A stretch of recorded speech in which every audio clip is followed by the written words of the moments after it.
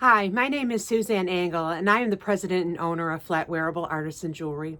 My journey into silverware jewelry creation started 7 years ago when my father and John invented my first silverware bender. I took this bender to the internet and it became an overnight sensation. Here we are 7 years later, and I am so proud to introduce our newest, latest, most amazing silverware bending tool ever. This is the Flatwearable Bender 3D. It is 3 dimensions of jewelry creation. And why we call it that is we were able to take the 3 most popular attachments for the arbor press and build them into one amazing kit. So you can no longer have to worry about changing out an attachment in order to do the work that you would like to do. You can do all of your bending. You can flatten without missing a beat. You can flip the bar over and you now can metal stamp. You can also set eyelets, rivets, crystal snap rivets, and set snaps. It is really quite an amazing tool. For people that already own one of our silverware jewelry benders for the arbor press, we have also developed the upgrade kit. The upgrade kit will allow the users of our previous models of benders to be able to change that over so they can do these same exact things faster and easier than ever without having to purchase an entire new kit. I am going to show you everything that you need to know to get yourself started in silverware jewelry creation. First thing I'm going to do is show you everything that you get in the kit when you unbox. You're going to receive 3 nylon forming blocks. These were made with a newer high density nylon. So although they're going to receive wear and tear as they are considered consumables, these will last considerably longer than the previous nylon blocks that we offered. This large 2-channel one is for using your rollers. You're receiving 3 nylon rollers, 1 3/4, 1 1/2 inches, and 1 1/4 inches. You're also going to receive a 3-channel high-density nylon forming block. This contains 3 of the most popular sizes of channels that we've ever used. And lastly, you are going to receive a high-density nylon smaller ring block. This contains 2 channels plus a small groove here in the middle. This is going to be your MINIPIN channel. And that brings me to the MINIPIN. The MINIPIN that we've had in the past was substantially shorter than this. And what we've done is been able to lengthen that. So we give you a lot more ability to use this on things that are much wider. We also are giving you a square pin. This is for making angles and sharper bends. Perfect for the floating hearts, which we'll talk about later in the video. Then we've also included 4 steel pins in varying sizes. So we have the small, the medium, the large, and the extra large. This also doubles as the holder for all of the rollers. In addition to that, it all comes on this wood storage tray. You're also going to receive a base plate and the attachment hardware. There is a steel bench block. We'll talk about that when it comes time to discuss metal stamping. You're also going to find the heart of the system, which is the Arbor Ram gear bar. And this bar is what I like to call the magic of the system. I'm going to show you how to install that. It comes installed already with one of the holders for stamps, and then you're going to find additional stamp holders. There's 4 in total, 1 on the bar and 3 additional ones. And they all have different sizes to hold different shank sizes of metal stamping and setting tools. One of the holders contains this small package, and this is very important information, so please pay attention to this. This contains an extremely strong magnet. And what it is going to do is going to magnetize the holders. So the holders hold the products that you're putting in there, your metal stamps and your other setting tools. It's going to hold them in place. This, like I said, is an extremely strong magnet. We do not recommend that anyone with a pacemaker use the magnet. All right. This magnet is going to go along the side of the insert that you're working on, and then it magnetizes the entire insert. These magnets are extremely brittle. Do not ever allow the magnet to slam against another piece of metal, or they will break. And we do not warranty the magnets for that purpose. We do have extra magnets available for sale if you need to purchase one in the future. If you do break it, it is still usable. All right. You're also going to receive a small sample pack, and it contains some of our most popular findings, including crystal snap rivets, mag lock, magnet clasps, and super strong magnet clasp, along with our stainless steel non-magnetic safety chain and a small assortment of our stainless steel jump rings. Those are all available for purchase on our website. There is an insert that comes in your box. We would ask for you to read over this material and keep this in a safe place because it contains the password to the Bender Press owner's site. So keep this in a safe place so you will not lose that in the future if you ever need to refer back to that password. And we also talk about the magnet in there. If anything in your kit is damaged and or missing, you need to contact us within 10 days of receipt, or we will not be held responsible. We also have a Facebook page. We have a business page, as well as our Silverware Jewelry Artists Colony, which contains members from all over the world. And it is a teaching and learning community, and we would welcome you to join that. We have a YouTube channel that has well over 100 different videos on silverware jewelry creation. On the back, you're going to find your return information and your warranty information. Please read that information over. And what we're going to do is we're going to get started, and I'm going to show you how to set up the arbor press for bending. When you unbox your arbor press for the first time, you're going to want to remove this bar. There's going to come a small metal disc on the base of the arbor press. You're going to want to set that aside. It's not something that we use in silverware bending. So you're going to use a 1/2-inch wrench, nut driver, whatever you have available, and you're going to remove all 4 bolts on the front of the arbor press.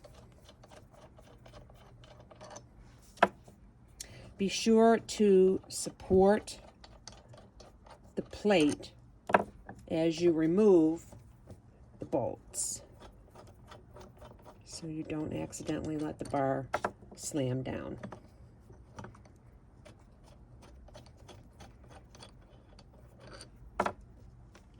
Hold the bar, take the plate off. You're going to take the bar out and set it aside. At this point, it's a good thing to go ahead and install your base plate. And how you're going to do that is you're going to take the arbor press, lay it down on its side.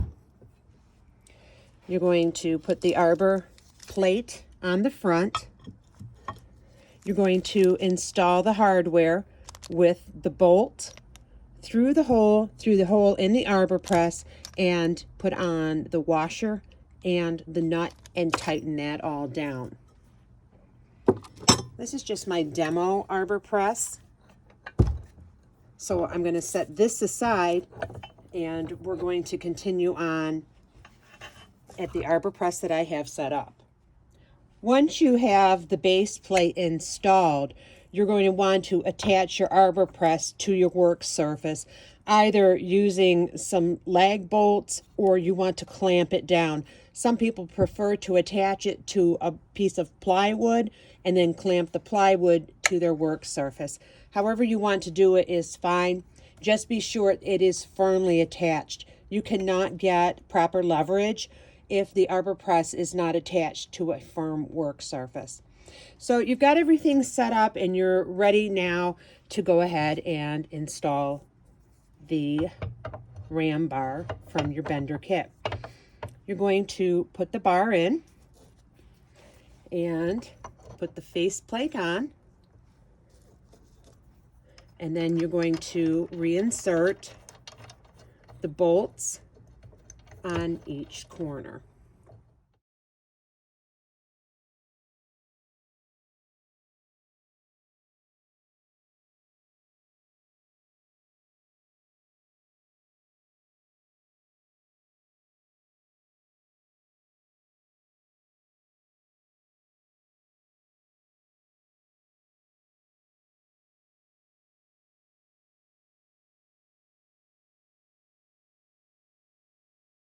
There are 4 set screws on your arbor press, and those need to be adjusted. I'm going to back mine all the way out, and what you get is oftentimes you get a little bit of wobble. We want to eliminate any wobble at all. So right now I'm getting a little bit of forward and back wobble. I want to adjust these set screws so that I do not get any more wobbling.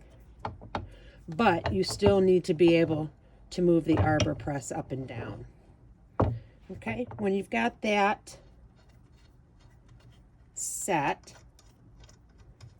to where you'd have no more wobble and it moves up and down freely, then you're going to take the nut and push it up, roll it up tight against the arbor press. That keeps the bolts from backing out on you. Okay? If you find you've gotten that a little bit too tight, you can always loosen those up. You can take off the handle that comes on your arbor press and you can replace it with a longer handle. Here I have an 18-inch breaker bar that had the socket end cut off. All you got to do is remove the set screw on the end. There's a little collar that comes on the end here. You're going to, this little wrench that comes in your kit does fit onto that collar there, so you can remove that collar. I don't usually leave the collar on my arbor press because oftentimes I like to change the angle of my handle depending on what I'm working on. If you want to be able to change the angle of your handle, so say for example, some people would prefer to pull theirs. Some people would prefer to push theirs down. So if you wanted to push it down, just support the bar, take the handle out, adjust the handle, and now you have it in a different position. Okay? All right. I prefer to pull mine forward, so I'm going to move mine back a little ways. I feel like I get my better leverage up in here, where some people would prefer to have their leverage down here, where they can actually, let me turn this, where they can actually push on the handle. Okay, so adjust it to whatever feels most comfortable for you. Okay. So that's going to get us to the point where we need to get things set up for bending. Some of the parts that I'm going to use in the video here are parts that I have used extensively, so they may look a little bit different than the parts in your kit, but they do all the same thing. So we're going to start out by doing a ring. And I'm going to install the 3-channel block with the little mini pin groove because we're going to do some work with the mini pin.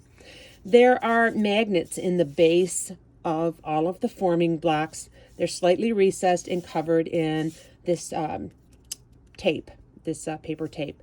Keep the paper tape on there. It helps to protect the magnets. As I spoke about in the intro, magnets are brittle, and so if you slam them down against a metal surface, they do tend to break. So this is going to protect it, so I would recommend for you to go ahead and leave that on. If for some reason in the future the magnet wants to pull out of there, you can always use some 2-part epoxy to glue the magnet back in place. And the magnet allows the block to stay where you want it to stay on your arbor press and doesn't shift around while you're working. So we're going to use the largest pin here. Now on your bar, there is a small set screw in the front, and I do not have one on mine. Mine was a prototype, and we decided to add a set screw later on. All you need to do is just finger tighten that if you want to make sure that your pin does not slide. I personally have not found a real need for a set screw. I think these stay in pretty well by themselves. So you're going to line that up. And let me just change the angle slightly so you can see exactly how I've got this lined up. So you have a flattener that's built right into the gear bar here. So you're going to line up your bar and your forming block so you are clearing that plate there. You want to get it as close as possible without interfering with the flattener there. All right.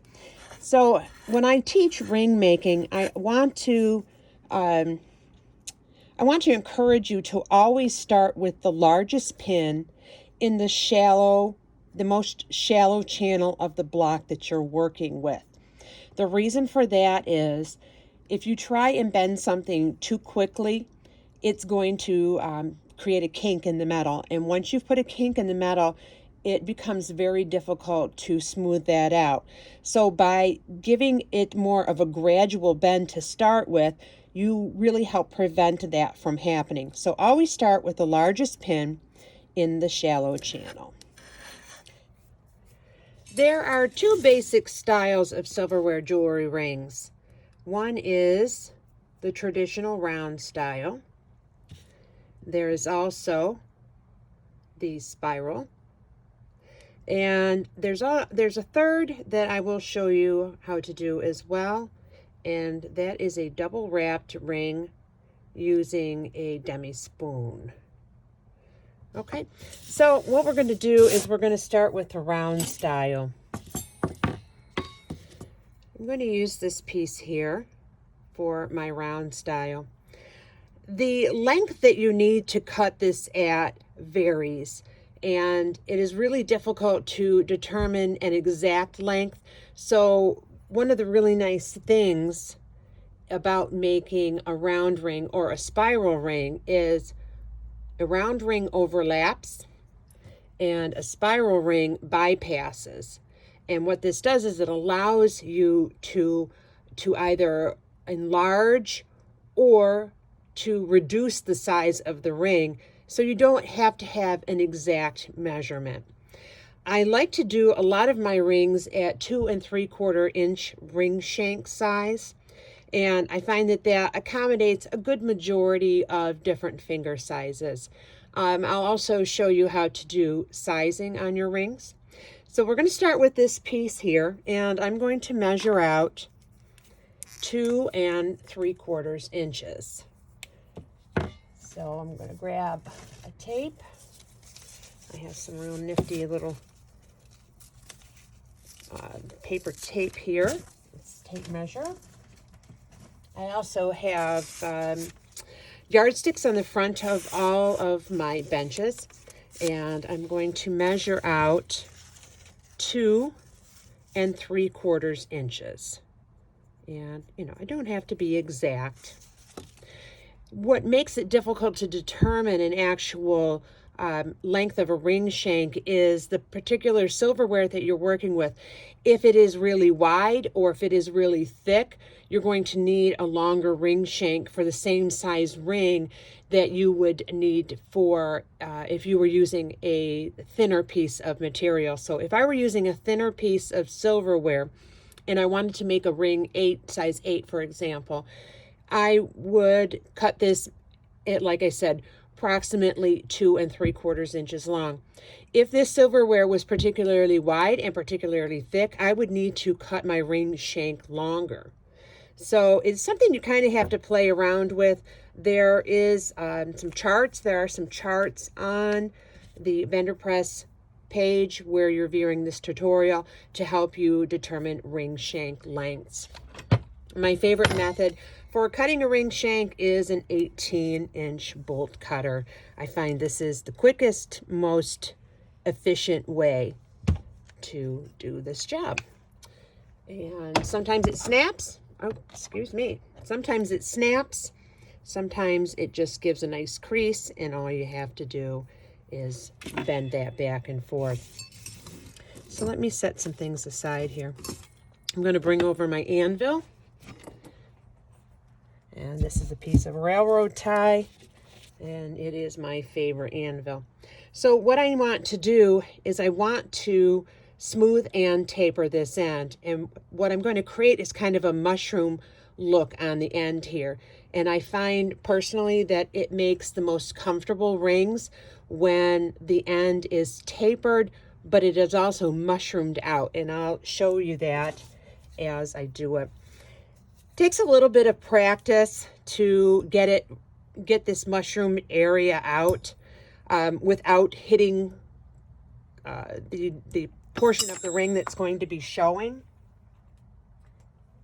So it's always my recommendation when you're first learning is to work on scrap material or things that aren't that important before you work on materials that are really important to you. You know, you don't want to work on somebody's grandmother's jewelry or silverware to create jewelry when you are unfamiliar with the process.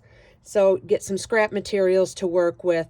And that also brings me to one really important point, and that is do not start out by using stainless steel silverware. That really puts you at a disadvantage because stainless is steel, and it's going to be the most difficult to bend of the 3 types of silverware that we have. We have sterling, silver plated, and stainless steel. There are other things out there, but these are basically what we work with the majority of the time. So by trying to bend steel while you're learning, you really put yourself at a disadvantage. Don't work on something that is so difficult that you develop problems and frustrations, and then you just want to quit. So use some cheap silver-plated silverware to do your rings and do your bracelets on. And when you become more proficient and you become more comfortable in your craft, then by all means move on to other materials that are more difficult. Also in silver plate, there are varying thicknesses, just as I spoke about a moment ago. Try not to work on something that is 1/8 of an inch thick.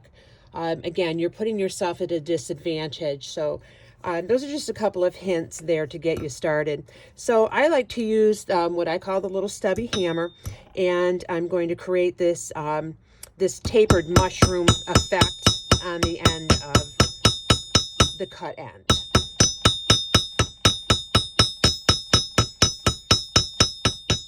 I often use both sides, work on both sides.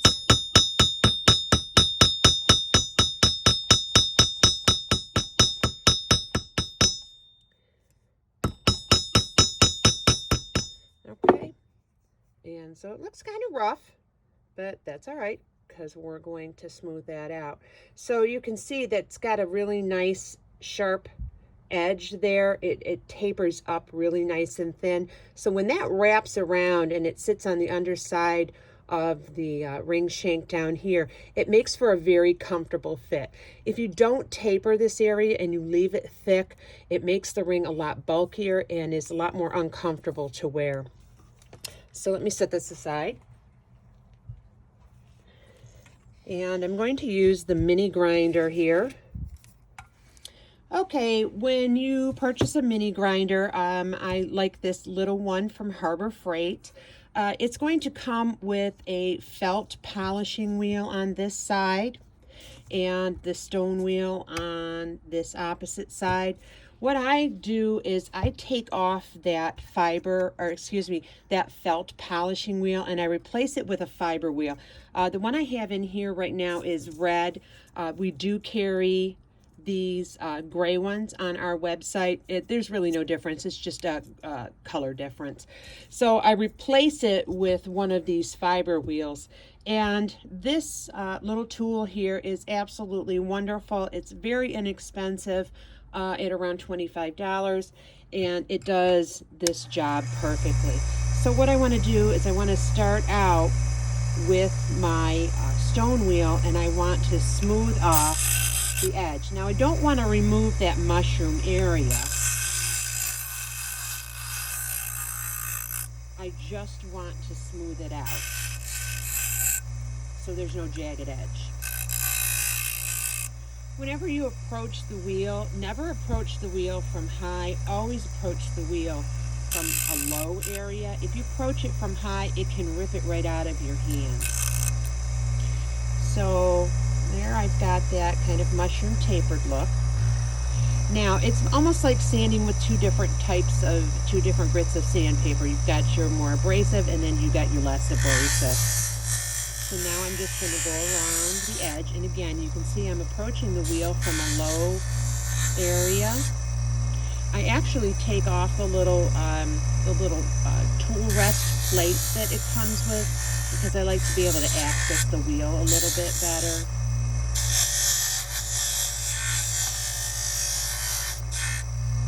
So you're just going to smooth that out and just run your finger across. If it's sharp at all to you, it's going to be sharp for the customer.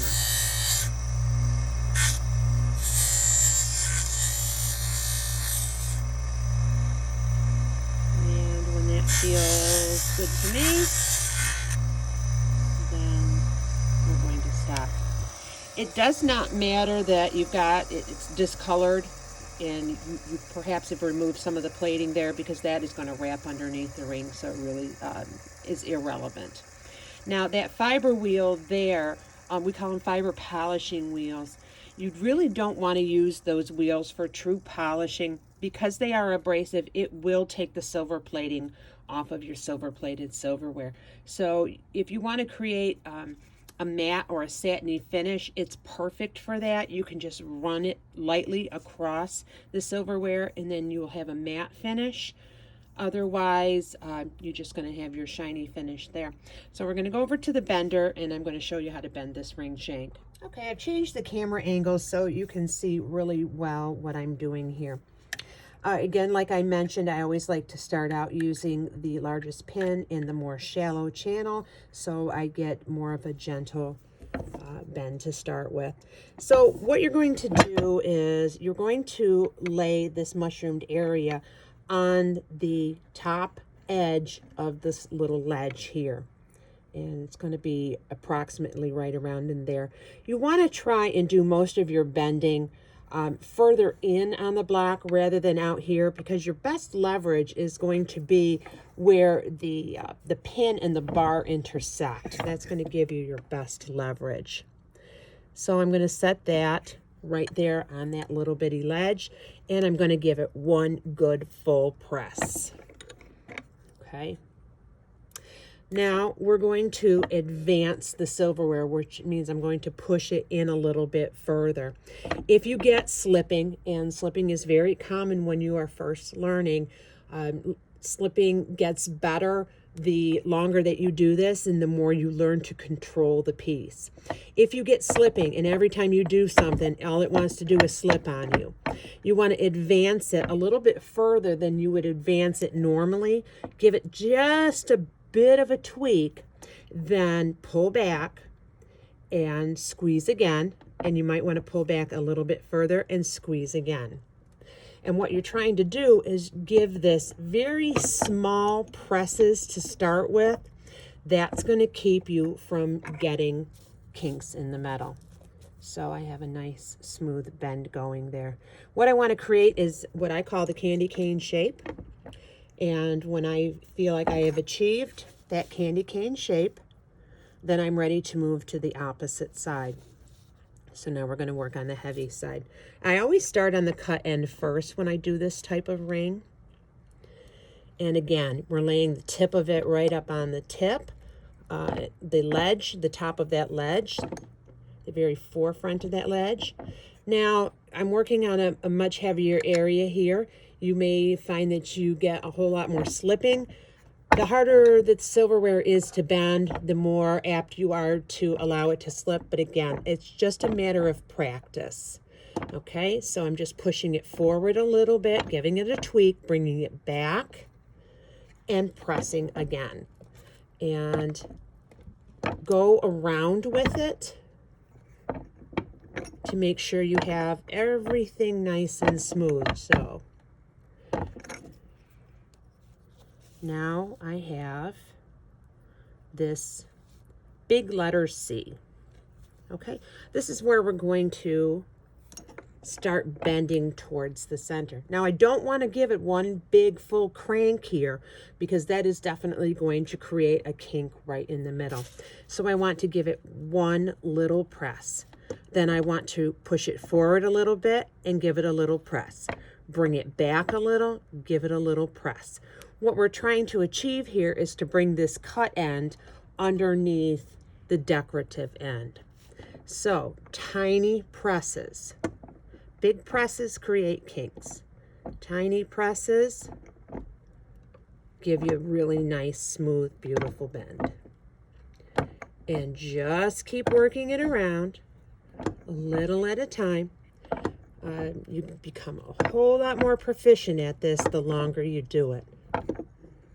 I'm just trying to show you this as slow and as gently as possible to show you that it does not have to have kinks. Now, this is not a super thin piece of silverware either that I'm showing you on.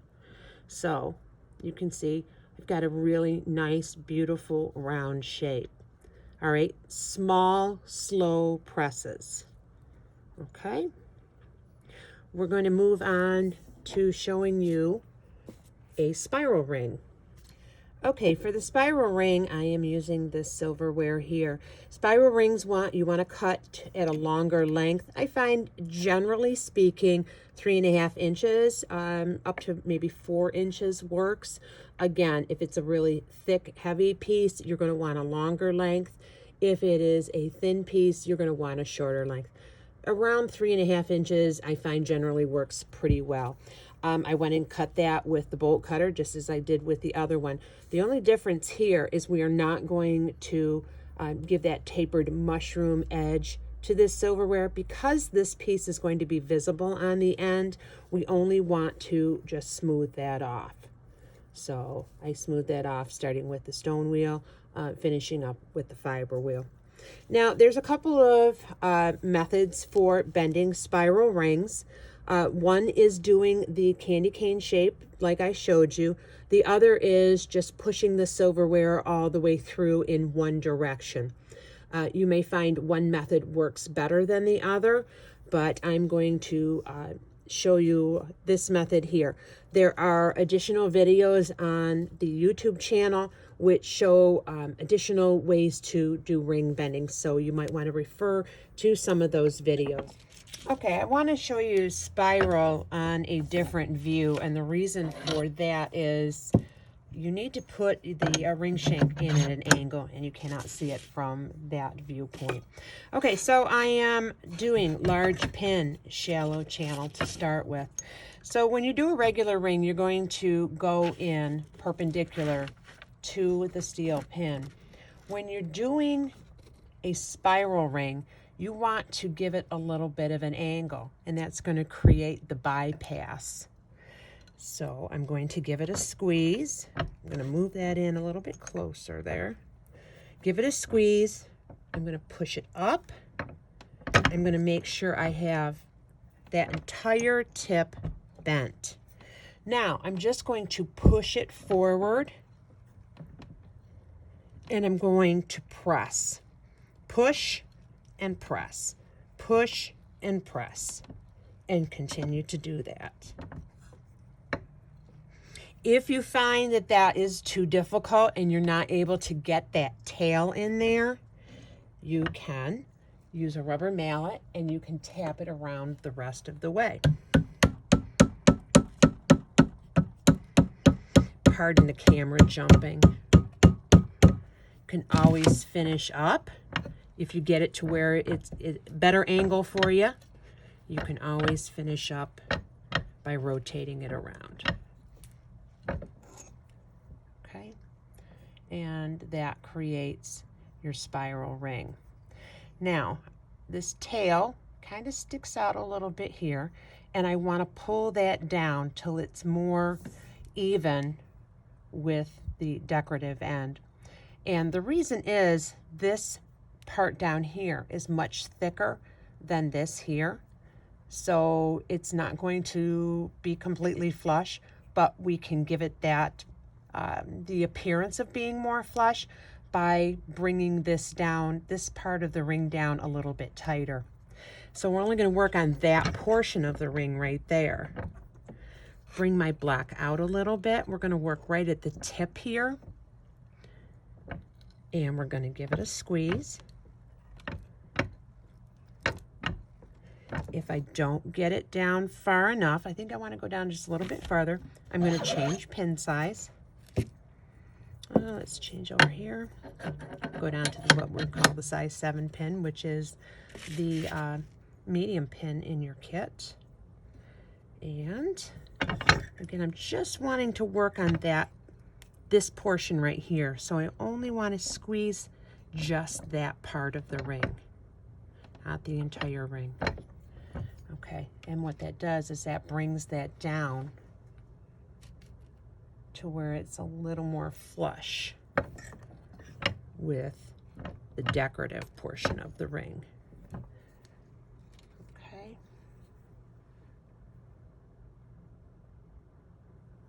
All right, let me show you a little bit about sizing. Let's say, for example, this ring that I made here. We've got this ring at 8 inches, okay? The largest pin really does a pretty good job of giving you an 8-inch ring. If you want to make a ring smaller, what you're going to do is you're going to change out pin sizes. The next pin down makes a really nice, basically a size 7 ring. So again, we want to start out in the shallow channel. If you do not get enough reduction in the shallow channel, you can always move to the deeper channel. So it's just a matter of making a smaller ring is putting a smaller pin in your machine and then sizing it down. And it's just, you're going around and around and around. Again, small presses. Large presses create kinks. So now we're at a 7.5. So we're going to continue on. We want to make this to a 7. We want to continue on. Flip that around to the deeper channel. Deeper channel is going to give a deeper, fuller press, which is going to make a smaller ring. This is also a way to help get kinks out, is by putting a smaller pin in. Sorry, my hands are in the way. Putting a smaller pin in and then just working around and around and around on those flat spots. Okay, and let's see what we have here.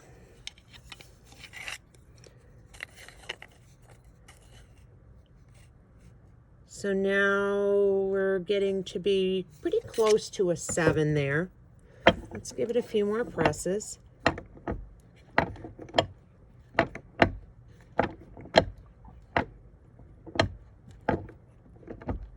If you find that you're still struggling and you're still having difficulty getting a smaller ring size, you can always move to shaping it and decreasing the size on a steel mandrel in the ring cradle. So now we're at a size 7. And you can see that that really didn't take a whole lot of effort to change that ring size down. You're getting quite a bit of overlap there. I don't think I would go down a whole lot more in size because then it becomes bulky. So say you wanted to make that into a 6, you could probably get away with making it into a 6. In the future, you might want to cut that a little bit shorter so you don't get a whole lot of overlap. If you want to make this ring larger, now we changed it. We started at an 8, we changed it down to a 7. Let's say we wanted to make that to a 9. We're going to put it on a steel mandrel and we're going to drive it down with a rubber mallet. Now that can become pretty difficult to do, especially if the material is thinner. So a little hack that you can do is to go to the hardware store and get yourself some of this PVC piping. This particular one looks to be about 1 1/4, so anywhere 1 1/4, 1 1/2 inches, and glue a cap on there. You're going to tip it to the side so it touches the ring shank. Then you're going to use your rubber mallet. Let me turn that up a little. And you're going to drive down that way. Okay, that's going to make it a little easier for you to drive the ring down the mandrel. So we were at a 7. Now we're back to an 8. So we need to drive that down a little bit further.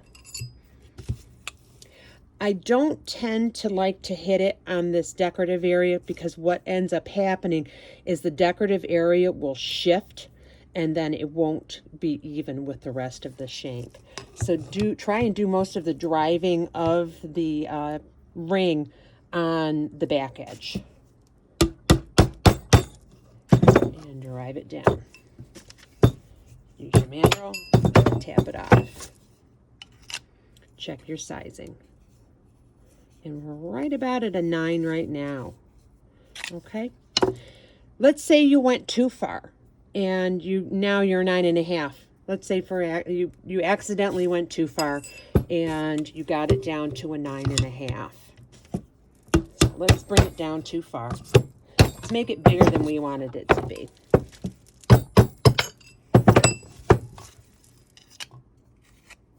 Okay, so now we have a 9 1/2.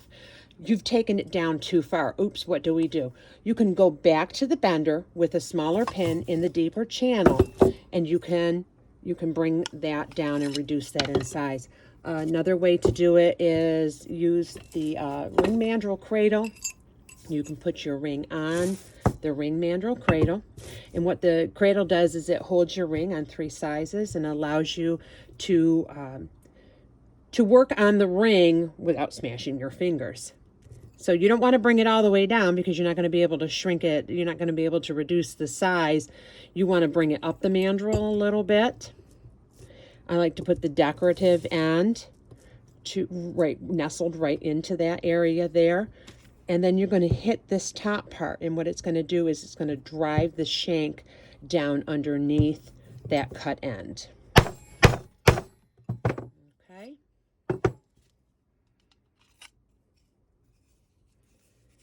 And now we're right about back to a 9. Okay. Same thing works for doing spiral rings. Now, like I said, I don't like to hit the decorative area because it tends to shove it in a place that I don't want it to go. So I tend to do my sizing on a spiral ring upside down. So I'm sorry, I didn't look to see that size. So right now we're approximately a 7. I'm going to put that on the steel mandrel upside down, and I'm going to drive it down the mandrel. And what that does is spreads the shank open and enlarges the size. Tap it off, check, and now we're at a 9. Okay, again, you say you took it too far, put it back on the bender, smaller pin, deeper channel. You can shrink it back down. You can do the exact same thing that I spoke of just a second ago, putting it on the mandrel here and driving it down that way as well. If you have kinks in your metal, doing some work here with the rubber mallet in the ring mandrel cradle can help you alleviate some of those kinks. Best thing is to not create kinks to start with. Okay, so I'm going to move on and I'm going to show you how to do a double wrap ring using a small demi spoon. And that is that right there. Okay, let's talk about flattening for a moment. With the new system here, we have our flattener built right in. What happens is if we have the metal attachments for metal stamping on the end, we are unable to bring the flattener all the way down. So you have a couple of options. One is you can use the rubber block that was included and you can flatten against the rubber block, or you can just take the attachment off and then you'll be able to bring the bar down entirely. I'm going to protect my spoon from metal against metal, and I'm just going to wrap it there. This is a little bit of foam material, and I'm going to flatten that right out. Okay. Now, because it was cupped to start with, it can be nearly impossible to get a spoon entirely flat. What you can do is you can go over to your anvil, you can tap the rest of that down a little bit with a rubber mallet. One of the benefits of doing a spoon bowl, a double wrapped ring spoon bowl, is the wrinkles, most of them will come out during the bending process. So let's get this set up for bending now. Okay, we're going to bend the demi spoon. I've got my large pin in the shallow channel. Line it up. You can do this two ways. One is the candy cane shape, like I explained. If the silverware is thicker and you find it difficult to go around in one motion, you can use the candy cane technique. Demi spoons tend to be thinner and lighter, and most of the time I find you can get them around this way in this method. So I'm just pushing and pressing. Pushing with my left, pressing with my right. And we're going to continue to go all the way around. If the handle gets too difficult and you're unable to get it pushed in, you can always take your rubber mallet and you can tap that around. So this is thin enough that I'm able to push it in by hand. Try my best to keep my hands out of the way so you can see what's going on here. Okay, you can see that I've got it wrapped all the way around. Now I just want to tighten it up. And we're going to do that by continuing to go around again. Now, if you want to make it smaller yet, again, you're going to go into the deeper channel, change pin sizes, and then you can make things smaller yet. You can see I'm getting it shrunk down even further, going around again.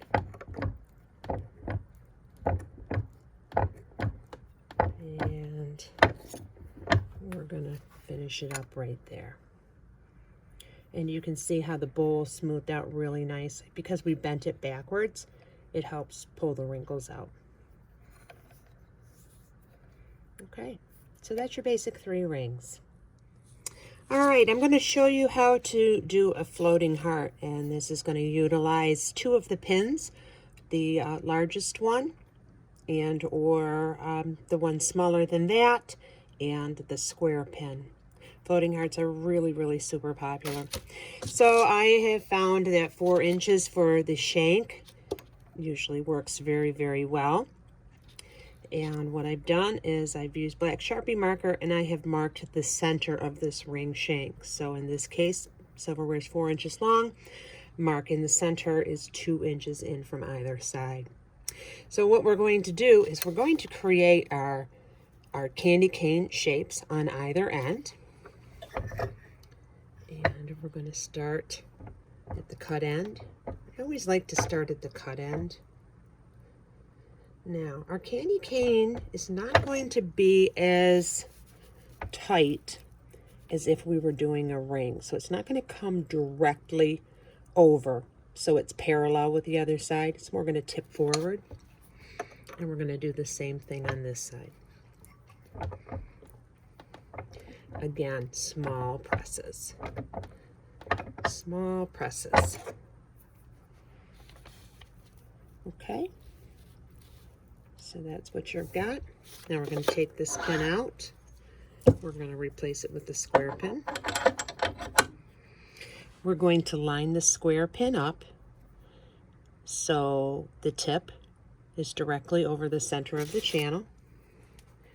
We're going to put the shank in, bring the square pin down where the edge is sitting right on that line, and we're going to give it a squeeze. Okay. And we're going to bring those as close as we can get them. All right. Now we're going to go back. I'm going to drop that down a pin size. And I'm going to bring both of these sides in a little bit further. Just a little at a time. If you go too far, then it really becomes more difficult to pull it back out again. So just a little at a time till you get it just the way you want it to be. And one more squeeze on this side, and that should do it. Okay. And there you have your heart. And buff that up and clean that line out of there. And you're done. The mini pin is really one of the most popular pins that we've ever produced. And what we've had in the past is a short little stubby pin. And we had so many requests to make that pin longer. The problem we had is that whenever we made the pin longer, it would bend under the stress of the arbor press. So our manufacturer was able to combat that issue, and we now have a longer mini pin. We have in the smaller of the 2 blocks that you're going to get for ring bending, we have a mini pin channel specifically for using the mini pin. And the mini pin is great for making very small bends, such as maybe a size 3 or 4 ring, or in this case, we're going to do a pendant bail. And we're going to line up the block so it's up against the first small edge of the mini pin. There's the longest part that's small, then there's a step up, and then there's the main part. You want to have your block butted right up against where it comes up to that first step up. And again, small presses are always your friend. And we're going to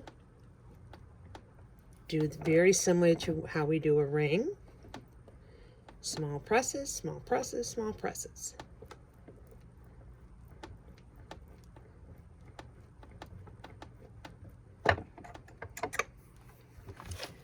And there you have a nice tiny little bend for a pendant bail. Now, let's say you don't want that quite as large and you want that more flat and opened up. You can always set that on your anvil.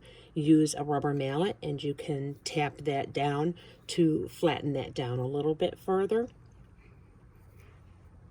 And that is how you make a small bend with the mini pin.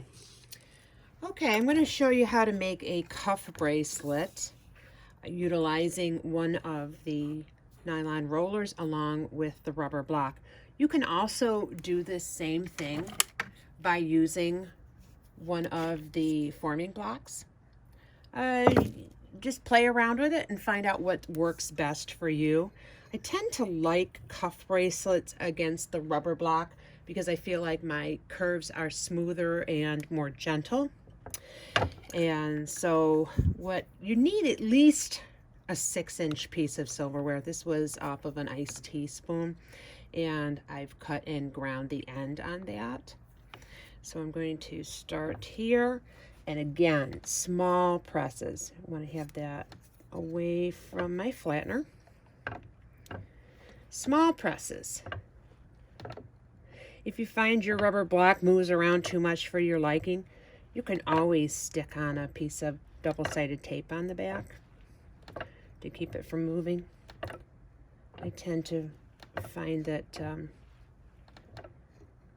I don't have too much problem. The longer you do it, the better you get at things. So I'm going to start with a curve there. I'm going to flip it around, and I'm going to do the same thing on this side. Little tiny presses. What's happening is, even though I'm giving this a nice full press, but I'm pushing it through in tiny increments. I guess that's a better way to say it. And I'm going to keep pushing it through and bring that other side up. Okay, let's see where I'm at. Now when I get that just about even, I'm going to start pushing it more with my hand. Now this silverware is not super thick, so it's easy for me to push and manipulate some with my hand. If the silverware is really thick, you're going to want to go into your forming block, and that will push it for you. So now I'm going to start doing a little bit of forming by hand as the bender and the roller holds things, and I can push forward. And I'm just about there. And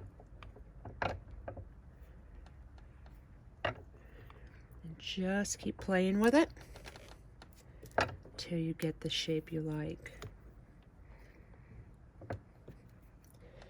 Your best bet is to have larger pieces of silverware,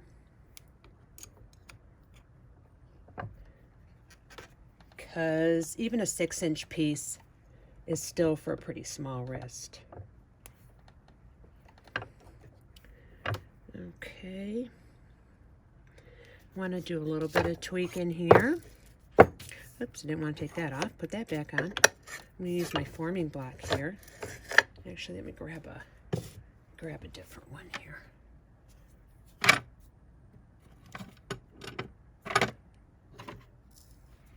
Okay.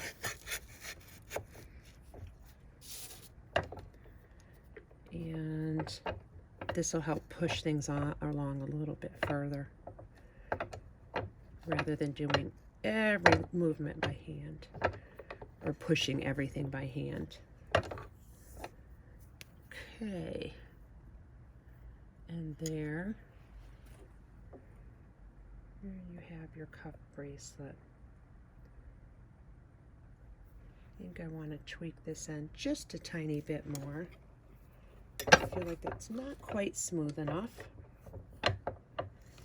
A lot of this work in silverware jewelry is just trying to be patient with yourself as you're learning. The bender takes the hard work out of things, but it doesn't do the work for you. So it's a matter of learning to do what works best for you. Okay, that I like better. And that's a cuff bracelet. And that was utilizing both the rubber block and the forming block. Now the forming block that you get in your kit has 2 channels. Again, it has a deeper one and a more shallow one. They fit the different sizes of rollers. Play around with that and find what combination works best for you.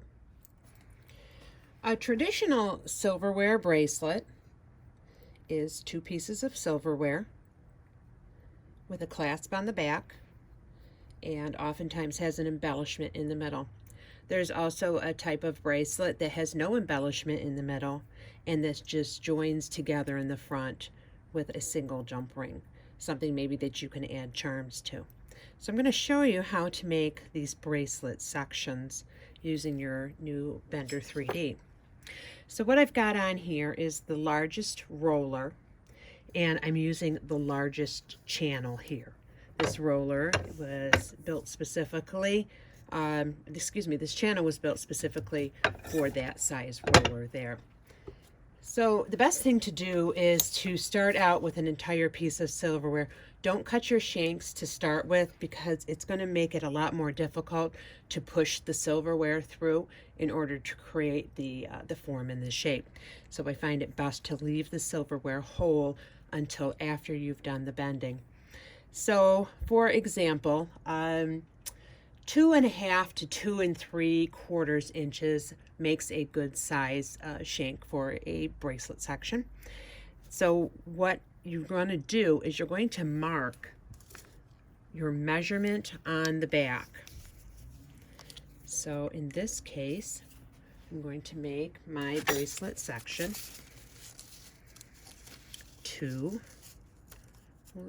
let's call it 2.5 inches. My bracelet section is going to be 2.5 inches long. Now, there's 2 ways to do this, and I'm going to discuss both ways. You need to drill holes in either end in order to put on your hardware or your findings. The easiest way to do it is when the silverware is intact and it is flat. You can mark and drill your holes on either end. Make sure you leave enough room, because after you cut this off, that you've got to grind that smooth. So you're going to do your holes on either end. Oftentimes I like to go through the back of the silverware rather than the front.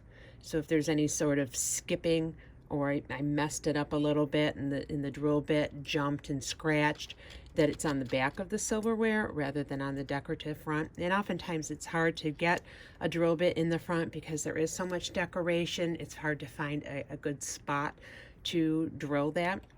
There is a video on the Bender Press owners page on bracelet construction. So it goes through everything that you need to do to make a bracelet. What I'm showing you in this video is how to do the bending with the 3D system. That video is an old one, and it uses our old system, but all of the construction after the bending is still pertinent. So I find it easiest to do my drilling while the piece is flat. What happens is you do run the risk of breaking the silverware where you have drilled the hole once you go to bend, because you've created a weak spot in that area. I don't find that it happens very often, but it is something to take into consideration. If you're using a piece of silverware that is very ornate and the pattern is really deep and it's already maybe something that looks like it's going to break anyhow, putting a hole in it is almost going to guarantee that it's going to break. In that case, you may want to bend it first and then drill afterwards. Okay, so you have both options there. So what I'm going to do, let me move the camera over a little bit.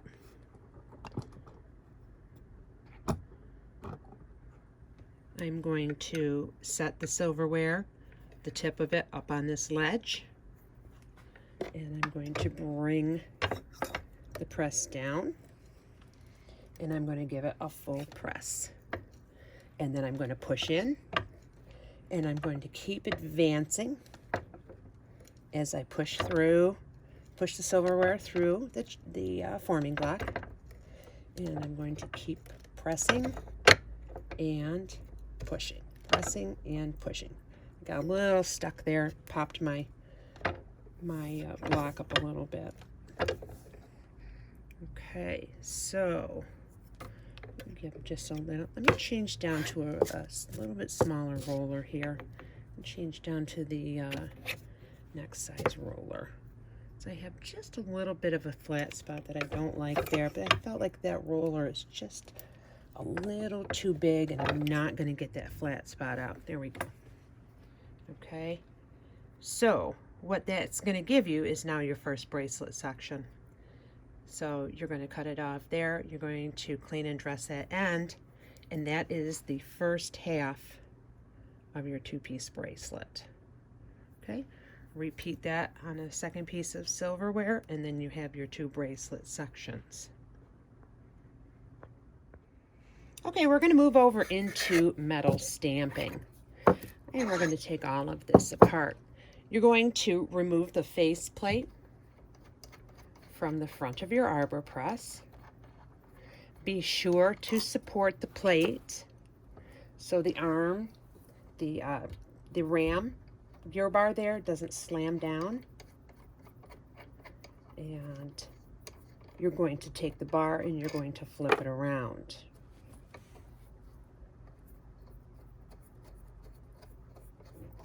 Because I finger tighten these rather than using a wrench, I'm able to take them out without getting out a wrench.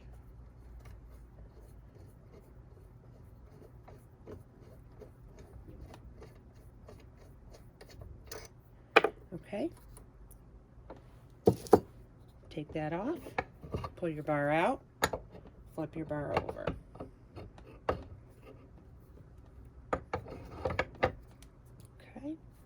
If you find your bar kind of sticks and doesn't want to go in a certain area, you know, try it in a different area there. Should be able to bring that all the way in.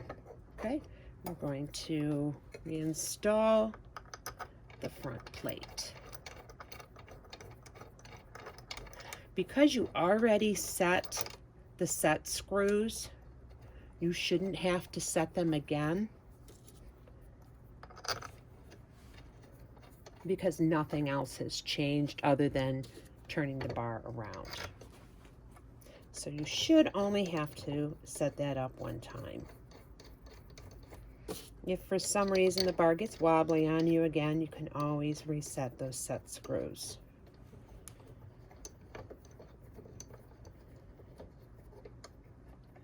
All right, just finger tighten.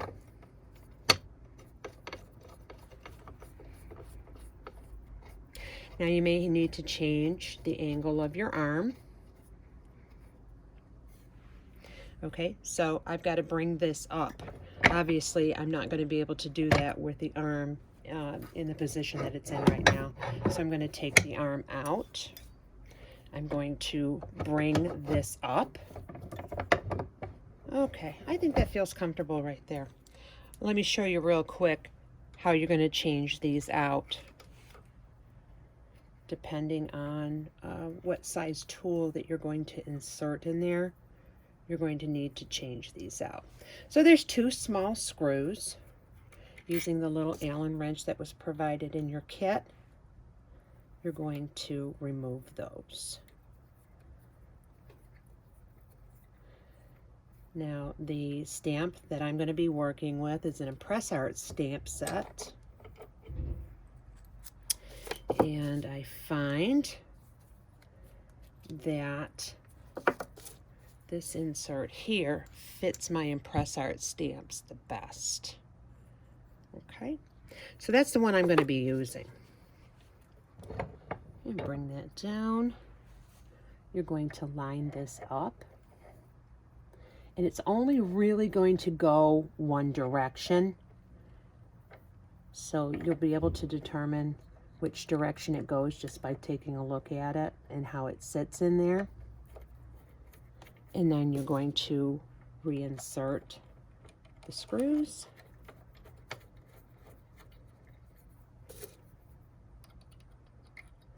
And tighten that back up again. If you find your stamp that you're working with doesn't quite fit the slot that you're working on, and maybe it's just a little bit too tight and you can't quite get that stamp up in there, you can always back these off slightly until you get the perfect fit. You want it to be as nice and snug as you can get it without making it so you can't get the stamp out of there. Okay, so that's going to allow me to put my stamps up in there without them dropping down. Otherwise, you know, they're going to want to fall out. So the metal becomes magnetized and it helps hold that right in there. This is where your little metal bench block that was included in your kit is going to come into use. Metal stamping, you get your best impressions when you stamp against a really solid metal surface. So even though you have a base plate on here, I find that my metal stamping is better. My impressions are better and more even and more consistent when I stamp against a bench block. So we're just going to do something really simple. And this is one of, I think, the most amazing parts of our system here. And that is the metal stamping. I'm going to adjust my handle just a little bit more yet. Just adjust it until it's right where you want it to be. So one of the things that's very frustrating when it comes to metal stamping is being able to get things evenly. And I find that using a piece of tape to help you line things up allows you to be more successful. I don't have a piece of tape handy, but painter's tape works really well. What I do have handy is this sticker.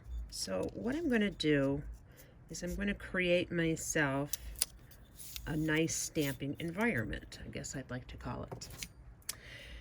And let's say we're going to do the word love. Mark on your piece of tape where you want your letters to be. So say I wanted to center it here. I wanted my L, my O, my V, and my E. So I'm going to mark where each letter goes.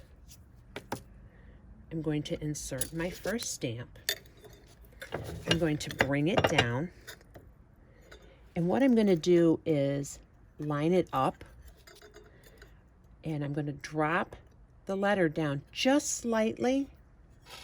And I'm going to bring that forward. And when the letter bumps up against the tape,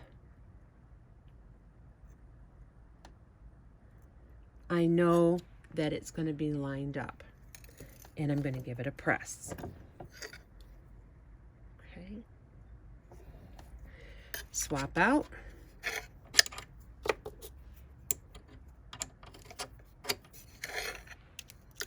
And repeat the process for the next letter. Make sure it bumps up against the tape. You can feel it bump on up against the tape. When the letter bumps up, press.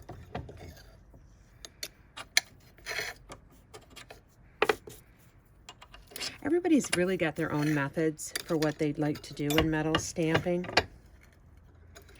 And you'll come up with what works best for you.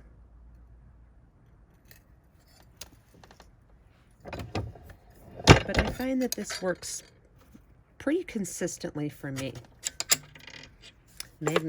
Those magnets are strong, so You may find yourself fighting them. Now this stamp, this brings me to a good point. This stamp, in the factory, sometimes things are not always consistent. This stamp doesn't want to go up in there, just a little bit too tight. And it's probably because the shank, the stamp shank, is slightly different tolerance than the other shanks. So just by loosening that front screw up a tiny bit, I was able to slide that in. So it's actually, that was actually a really good thing to happen, to let you know that the shank sizes can be different. I have found personally in the beadsmith line that the shank sizes, even within sets, can vary quite a bit tolerance-wise, as much as a millimeter. And the millimeter may not seem like much, but it really is when it comes to needing to measure things in jewelry making. Okay, so I've got my word there, and you can darken that up. We have these paint pens, these paint markers. Let that dry.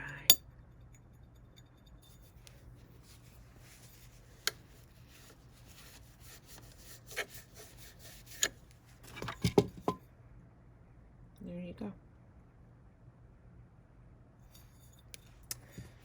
All right. Now we're going to move on to some of the other things that you can do using these inserts. Here I'm going to move over to setting an eyelet. So I find that my eyelet tool, and we do carry these eyelet setting tools, I find that my eyelet tool fits best in that slot on the opposite side. So what I'm going to do is I'm going to move my magnet over, and I'm going to insert my tool into this larger slot. Again, you just play with the inserts and find whichever one fits your tool the best. And I'm going to do this against the rubber block and against the bench block. And I have drilled some holes already in this piece of silverware, and that's how we're going to do the setting here. So I have this little setting tool here. We place the eyelet on there. We insert it through the front. This is the back. I'm going to put the little ring on the back, that little washer, and I'm going to line everything up.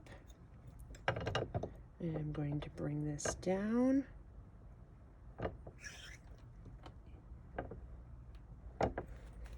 And give it a good press. Bring that off, and you have a perfectly set eyelet. Okay.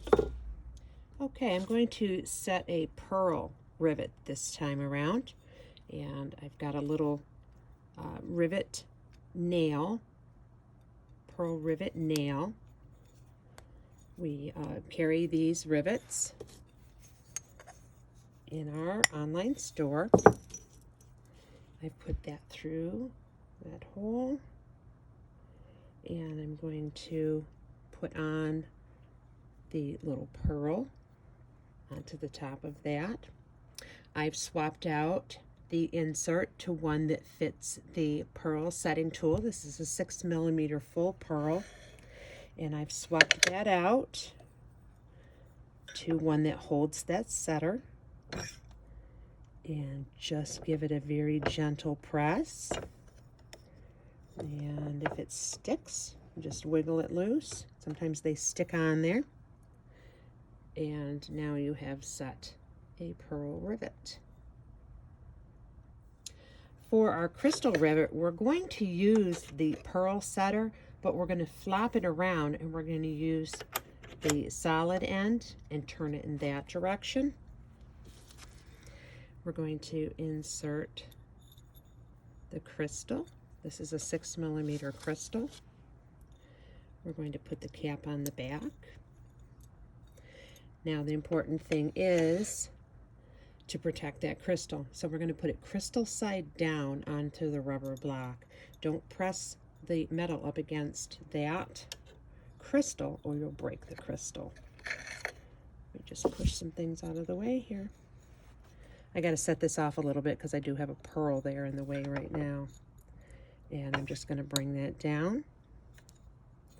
Let me bring my black over a tad bit. And I'm going to give it a press. We have a nice flat cap on the back and a perfectly set crystal in the front. So I have gotten this all prepped up and I'm going to set a snap. You can purchase snaps. Tandy Leather has all kinds of products for people that do leather work. So I'm going to set this portion here. And I'm going to set this here. Actually, let me do it without that, because I don't want to damage that cap. And I'm going to line this right up and press. Okay. This side.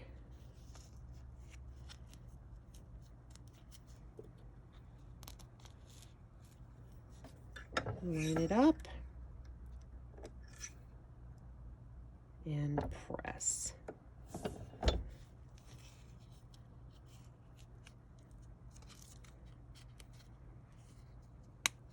And there you go. Very easy setting for snaps.